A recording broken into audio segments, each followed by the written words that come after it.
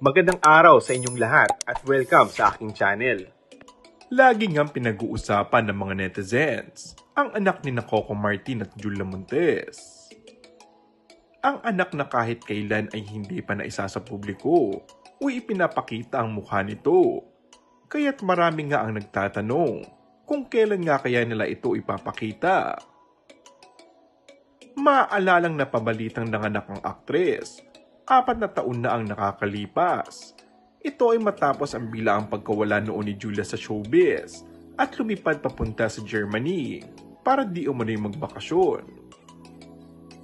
Makalipas ang 4 na taon, ay muling nagsalita ang showbiz insider na ito.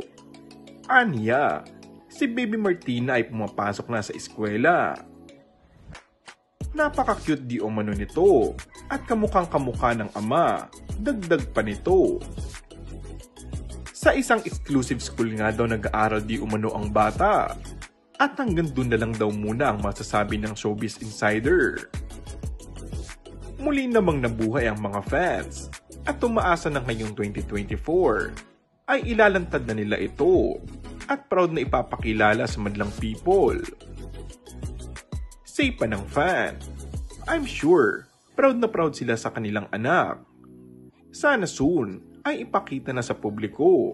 Siguradong napakagandang bata nito. Komento naman ng isa, kung ayaw pa rin nilang aminin, ibigay natin sa kanila yan. Baka gusto lang din nila maging pribado o ayaw isa publiko ang anak.